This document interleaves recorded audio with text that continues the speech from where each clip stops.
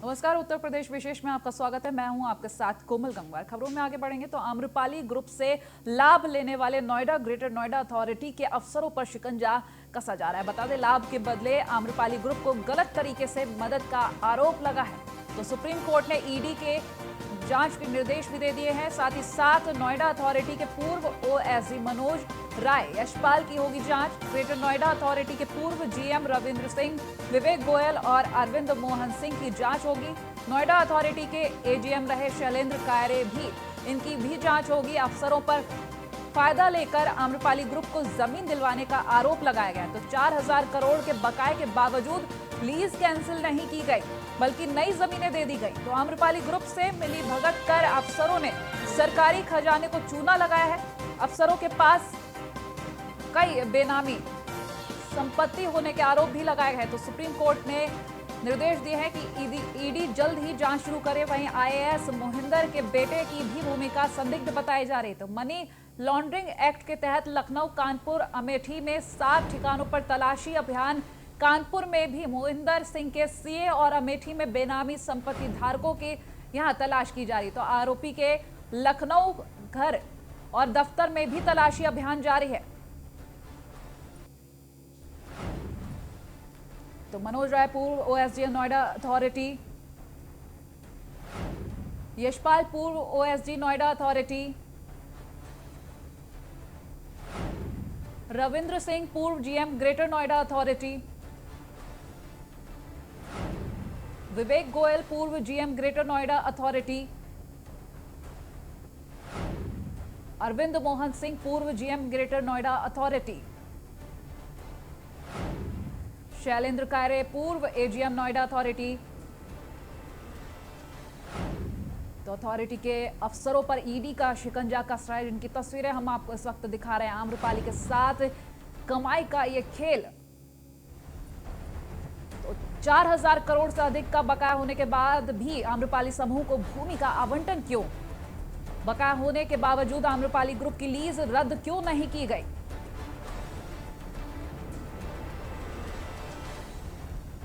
Supreme court के निर्देश पर ईडी 4 बिंदुओं पर कर रहा है जांच। 4000 करोड़ से अधिक का बकाया होने के बावजूद भी आम्रपाली समूह की भूमि का आवंटन क्यों आखिर?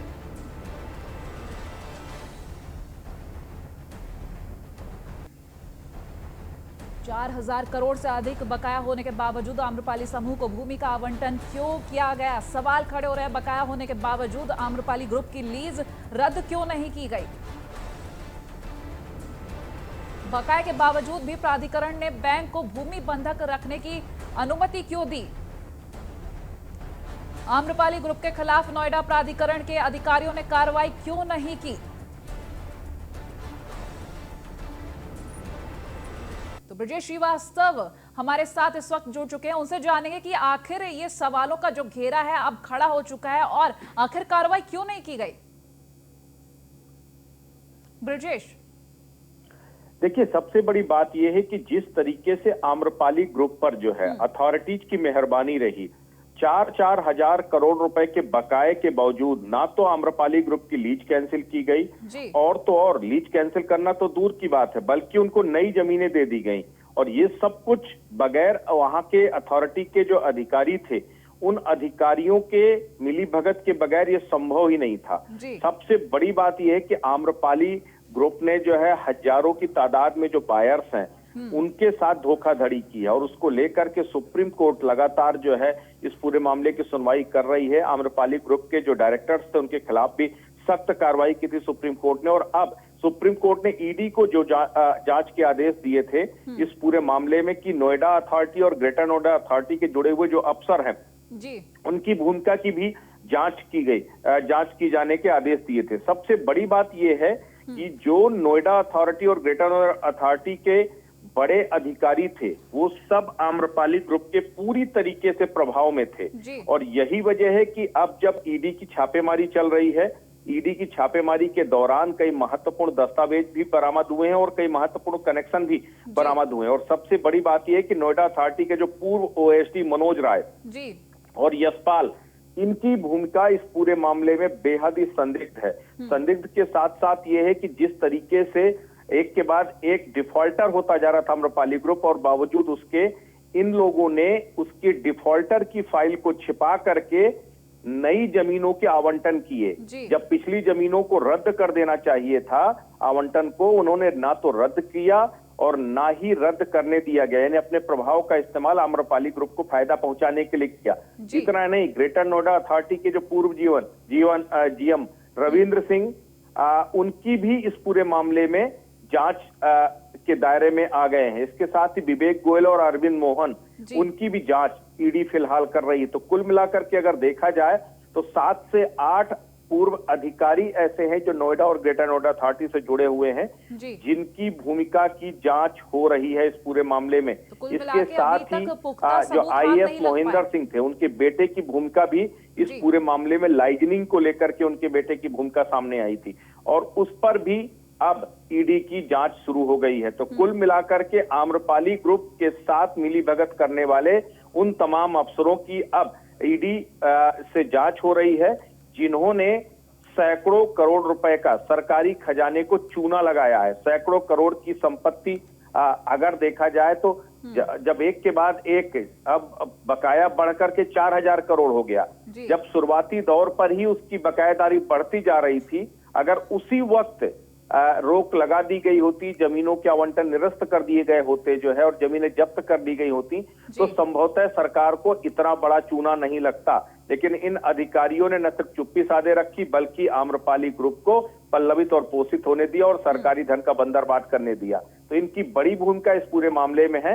अब जिस तरह से ईडी ने 7 ठिकाने, लखनऊ, कानपुर, अमेठी के साथ साथ अलग अलग इलाके हैं, जहां पर 7 ठिकानों पर फिलहाल अभी तलाशी अभियान चलाया जा रहा है। अलग अलग जगह पर कई ठिकानों पर इसकी पूरी छापेमारी चल रही है, और इसमें कई महत्वपूर्ण दस्तावेज और महत्वपूर्ण जानकारियां भी ईडी के हाथ में लगी हैं, इस बात की जानकारी मिल रही है। चलिए, बहुत शुक्रिया ब्रजेश तमाम जानकारियों के लिए। और अब न्यूज़1 इंडिया के एक और बड़े खुलासे की बात करेंगे। मंत्री कपिल देव अग्रवाल के मामले ने तूल पकड़ लिया है। सरकार और संगठन के मंत्री ने बदनामी कराई है। मंत्री कपिल देव, मंत्री के भाई और मोबाइल कंपनी के मालिक ने विपक्ष को मौका दिया है, तो सफाई देने से क्या पाक साफ हो गए मंत्री कपिल देव अग्रवाल? मंत्री के भाई की गिरफ्तारी आखिर कब होगी, सवाल यहाँ पर। तो मोबाइल कंपनी के मालिक भूमिगत हो गए हैं। सूत्रों के मुताबिक मामले को मैनेज करने का प्रयास शुरू कर दिया गया है। पुख्ता सूत्रों का दावा है कि सीएम ऑफिस में तैनात एक ओएसडी ने निभाई एफआईआर कराने में अहम भूमिका। तो मंत्री कपिल देव अग्रवाल इस बदनामी का कारण बता रहे हैं सीएम के ओएसडी को। सूत्रों के अनुसार ये खबर हम आपको बता रहे हैं, जहां पर मुख्यमंत्री से जुड़े कई लोगों से मंत्री ने रात में ही संपर्क किया था। साथ ही अपने किए का पछतावा नहीं, दूसरों पर दोष मंड रहे हैं यहाँ पर मंत्री। पूर्वांचल की मोबाइल कंपनी और पश्चिम के मंत्री के बीच क्या गठजोड़ है? पूरब और पश्चिम के इस रिश्ते को क्या नाम दिया जाए? तेज चेन मोबाइल कंपनी के सीईओ संस्थापक सुल्तानपुर के रहने वाले हैं। वहीं लखनऊ कमिश्नर ने जांच शुरू की है। साथ ही साथ आपको ये भी बता दें, आखिर कंपनी स्वदेशी और सस्ते मोबाइल कहां बनाएगी, ये भी सवाल है। कहीं स्वदेशी के नाम पर सस्ती जमीन या फिर सुविधाएं लेने की साजिश तो नहीं रची जा रही? तो कई सारे ऐसे सवाल हैं जो इस वक्त खड़े हो चुके हैं कि मंत्री कपिल देव अग्रवाल के मामले ने जब तूल पकड़ लिया, तो कई ऐसे सवाल सामने आ रहे हैं, आखिर कंपनी स्वदेशी मोबाइल और सस्ते मोबाइल कहां बनाएगी?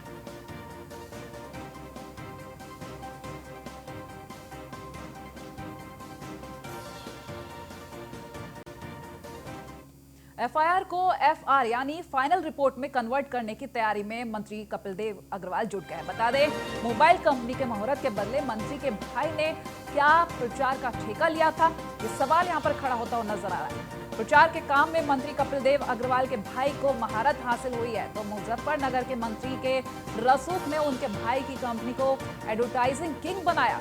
मुजफ्फरनगर में भारतीय एडवर्टाइजिंग का एक छत्र राज सरकार में होने का नाजायज फायदा उठाने का आरोप लगा है। नगर पालिका मुजफ्फरनगर का एडवर्टाइजिंग का सारा काम भारती सिंह के पास है, तो सूत्रों के मुताबिक।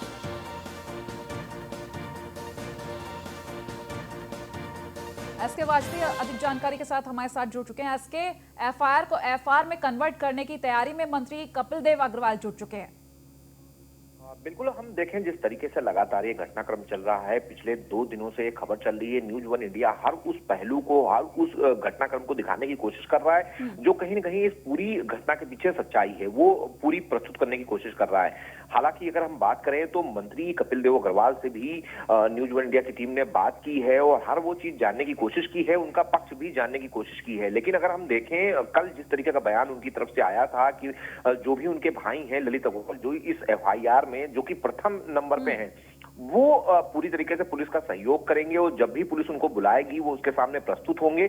लेकिन अगर हम देखें तो पिछले 36 घंटे का समय बीत चुका है, लेकिन अब तक ना तो उनके भाई ने सरेंडर किया है, ना ही वो पुलिस के पूछताछ में शामिल हुए हैं। और कपिल देव अग्रवाल ने भी अपने घर पर उनके जो गेट है, जो कि सरकारी आवास उनको मिला हुआ है, मुख्यमंत्री आवास से करीब 1.5 किलोमीटर की दूरी पे उनका आवास है, उसको भी उन्होंने पूरी तरीके से फाइबर कोटिंग करा दिया है और किसी भी मीडिया कर्मी से वो मिल नहीं रहे हैं। तो ये बड़े सवाल हैं जो उनके ऊपर खड़े हो रहे हैं। जहां तक इस पूरे घटनाक्रम का सवाल है, मुख्यमंत्री कार्यालय की तरफ से पूरे मामले का संज्ञान लिया गया। एक मंत्री जो कि उत्तर प्रदेश सरकार में व्यवसायिक शिक्षा कौशल विकास मंत्रालय जिसका उनके पास विभाग है, एक बड़े विभाग के मंत्री हैं और जिस तरीके का घटनाक्रम पूरा हुआ यूपी सरकार के निर्देश पर ही राजधानी लखनऊ के हजरतगंज कोतवाली में पूरा केस दर्ज होता है। 120 300 420 468 467 जैसी धाराओं में केस दर्ज होता है। लेकिन बावजूद इसके 36 घंटे बाद भी लखनऊ पुलिस किसी भी आरोपी को गिरफ्तार कर पाती है, जो कि 5 आरोपी उस एफआईआर में है।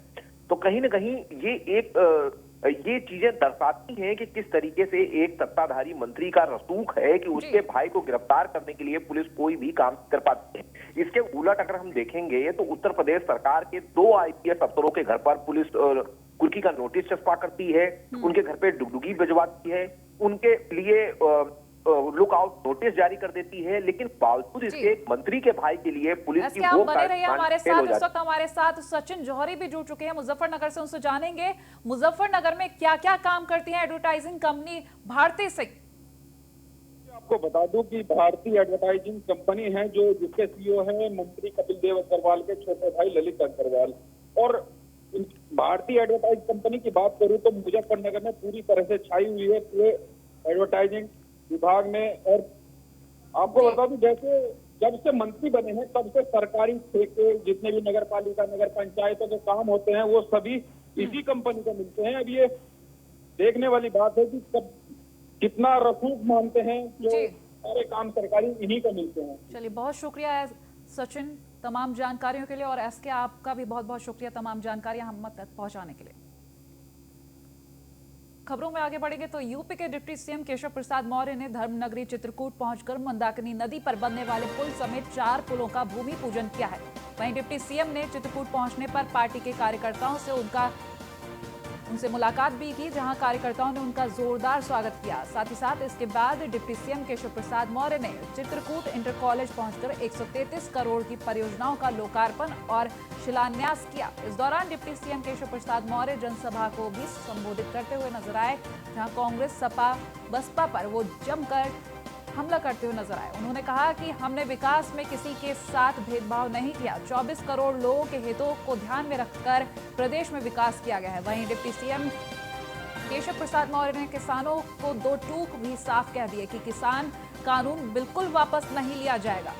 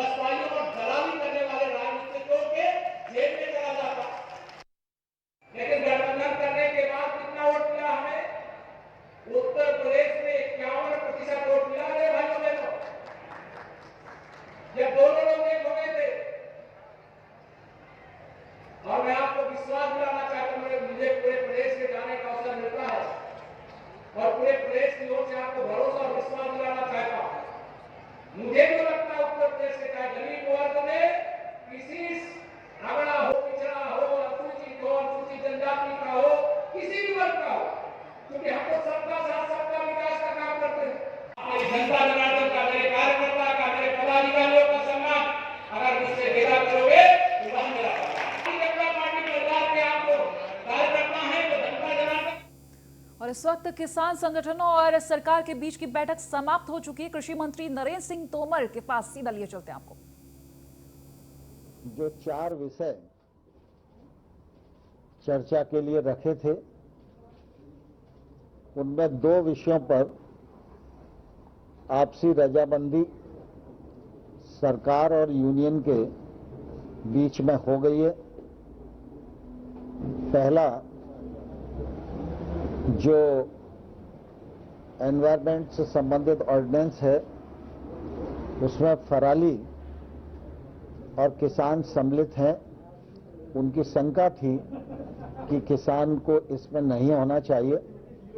सरकार ने कहा है कि हम आपकी चिंता से वाकिफ हैं और इस मामले में दोनों पक्षों में रजामंदी हो गई है। दूसरा, इलेक्ट्रिसिटी एक्ट जो अभी आया नहीं है, लेकिन उन सबको लगता है कि अगर इलेक्ट्रिसिटी में ये रिफॉर्म आएगा तो इससे किसानों को नुकसान होगा। किसानों की सिंचाई के लिए जो विद्युत की सब्सिडी दी जाती है, वो राज्य जिस प्रकार से पहले से देते रहे हैं वैसी ही चलनी चाहिए, ऐसी यूनियंस की मांग थी। उस मांग पर भी यूनियन और सरकार के बीच में रजामंदी हो गई है। एजेंडे में 4 पॉइंट थे, 4 में से 2 यानी 50% रजामंदी आज की बैठक में हो गई है और ये बहुत ही सुखद वातावरण में संपन्न हुई और इससे दोनों पक्ष में एक अच्छे प्रकार के माहौल का निर्माण हुआ। 3 कानून, जिनमें 2 नए कानून हैं, 1 संशोधन है, इनको रिपील करने की बात यूनियंस करती रही हैं और हम लोगों ने अपने तर्कों से उनको यह बताने की कोशिश की कि किसान की कठिनाई कहां है और जहां कठिनाई है वहां खुले मन से सरकार विचार करने को तैयार है। इसी प्रकार से एमएसपी के विषय में भी सरकार पहले ही यह कहती रही है कि एमएसपी जारी है, जारी रहेगी। पिछले बार जब हमने प्रस्ताव दिए थे उस समय भी हमने ये कहा था कि एमएसपी जारी रहेगी, ये लिखित में सरकार देने को तैयार है। हम उस पर अभी भी दृढ़ हैं, लेकिन उन्हें ऐसा लगता है कि एमएसपी को कानूनी दर्जा मिलना चाहिए।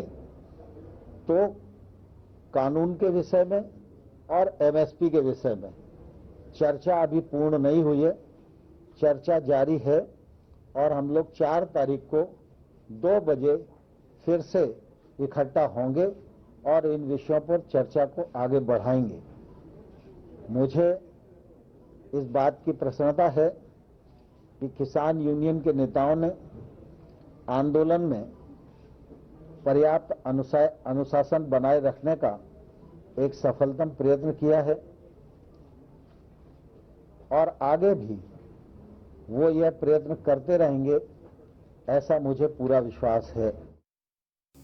कृषि मंत्री नरेंद्र सिंह तोमर कह रहे हैं कि 50% जो बातचीत है वो हो चुकी है, रजामंदी सामने आ गई है। 2 मुद्दों पर सरकार और किसानों के बीच सहमति हुई है और जो अगली वार्ता है, ये 7वें दौर की वार्ता हुई थी और अब अगली वार्ता 4 जनवरी को की जाएगी। तो किसान संगठन लगातार यही कह रहे हैं कि कानून को वापस ले लिया जाए, कानून रद्द कर दिया जाए, लेकिन अब अगली वार्ता में पता चलेगा कि 50% जो बातचीत बची है, जो रजामंदी बची है, वो आखिर कब पूरी होगी। इसी के साथ इस बुलेटिन में इतना ही। देखते रहिए न्यूज़ 1 इंडिया। नमस्कार।